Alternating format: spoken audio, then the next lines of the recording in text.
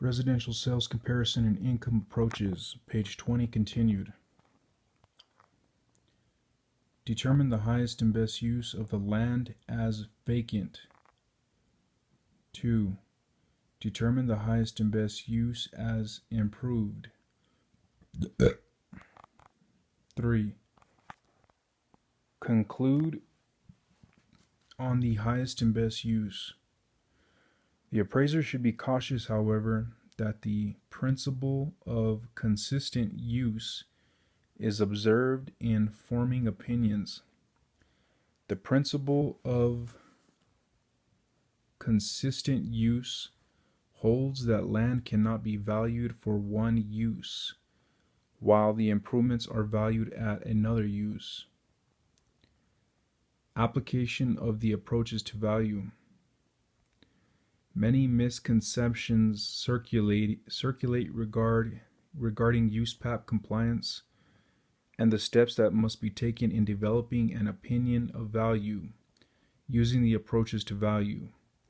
This is especially true when it comes to the sales comparison approach. Examples include that at least 3 comparables must be analyzed in every case. The comparables can never be over 6 months or 1 year old, or the comparable sales must be from the same neighborhood or market area. While this may be common and arguably the soundest practice in most assignments, USPAP does not address such issues. The examples are typical assignment conditions found in some assignments, and of course must be observed in the assignment if the assignment is accepted with those conditions. However, the best advice for appraisers from USPAP is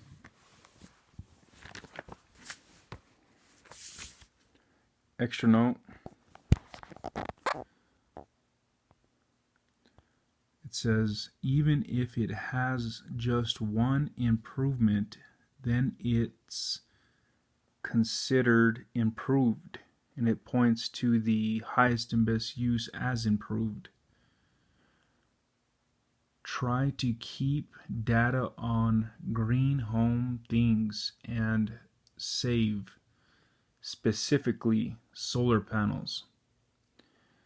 Arrange as if demolished, cost out. And it points to the section where it says determine the highest and best use of the land as vacant. Extra note, the site's got all the hookups, infrastructure, and it's talking about points to number 2, determine the highest and best use as improved. Page 21.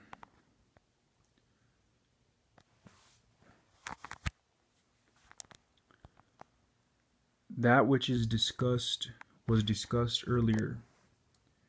For the appraiser to use recognized methods and techniques. In the following chapters, we will further discuss the requirements of Standards Rule 1-4 and 1-5 as they pertain to development of a value opinion using the sales comparison and/or the income approach. Standards Rule 1-4 details the minimum benchmark that must be met for the development of any of the approaches. Standards Rule 1-5 discusses additional diligence that the appraiser must undertake in some assignments. As it pertains to the development of an appraisal, Standards Rule 1-5 states, when the value opinion to be developed is market value, an appraiser must, if such information is available to the appraiser in the normal course of business, A. Analyze all agreements of sale, options, and listings of the subject property current as of the effective date of the appraisal, and B. Analyze all sales of the subject property that occurred within the 3 years prior to the effective date of the appraisal. Reconciliation. The final analysis in the process of developing an opinion of value is reconciliation. This is where the appraiser reflects on each approach that was developed in the assignment, and per Standards Rule 1-6, the quality and quantity of the data that was available and analyzed in each approach individually. Standards Rule 1-6 also obligates the appraiser to then weigh the relevance of all the approaches that were developed and make decisions regarding their influence and their indication of the final opinion of value as concluded by the appraiser. We will look at these items more specifically in later chapters.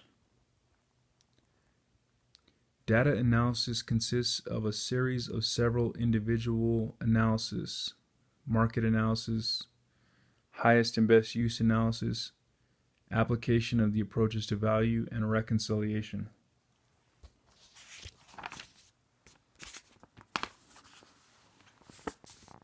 Page 22.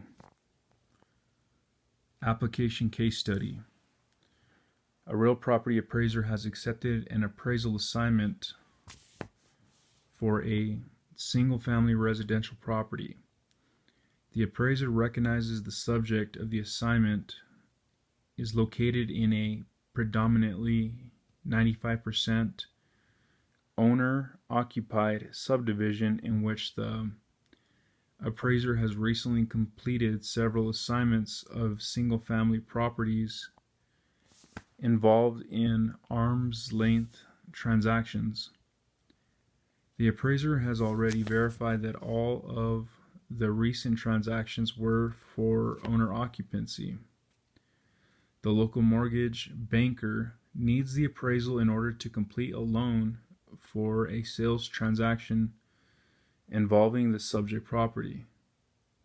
The loan originator, who is the contact person for the mortgage banker, indicates that the loan will be held in-house and will not require compliance with Fannie Mae or other secondary market underwriting requirements. The borrower has a high credit score and is putting down 40% of the sales price of the property. The borrower intends to use the property as a rental unit. The originator simply wants something current to put in the file to satisfy the company's auditors when they review the file, and indicates that he doesn't need anything fancy. In other words, just do the minimum. The originator further indicates that he has no preference as to whether the appraiser inspects the interior or not, and that a drive-by inspection would be acceptable. According to the loan originator, the subject property is a one-story dwelling that has recently had a substantial renovation completed. The current owner of the property was relocated by his employer just as the addition was finished. The loan originator has no information about the details of the addition, as he has never spoken to the current owner and the property is now vacant. The loan originator's only knowledge of the property is that the borrower has told him the subject property puts everything else in the neighborhood to shame. The appraiser plans to inspect the property the next day after receiving the appraisal order on Wednesday, and will complete and submit the appraisal to the client at the end of the week on Friday. Extra note: don't use the word renovated/remodeled, because just be specific, disclose. This is page 23. I don't think we're going to do this one. This one just has a bunch of questions regarding all that. We're going to skip that.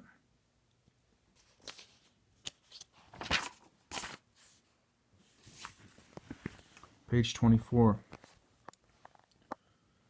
Selected USPAP illustrations and guidance.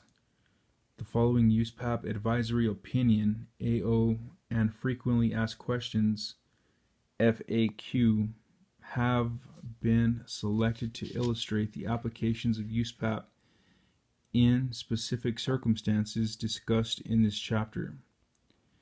AO2, inspection of the subject property. AO16, fair housing laws and appraisal report content. AO23, identifying the relevant characteristics of the subject property of a real property appraisal assignment. AO28, scope of work decision, performance and disclosure. AO29, an acceptable scope of work. FAQ, identification of intended users. FAQ 82, date of appraisal. FAQ 83, date of value. FAQ 92, what is scope of work? FAQ 94, responsibility for the scope of work. FAQ 95, client specifies scope of work. FAQ 96, how credible results are measured. FAQ 98, judging an appraiser's peers' actions. FAQ 108, inspection of subject property. FAQ 133, extraordinary assumptions compared to hypothetical conditions.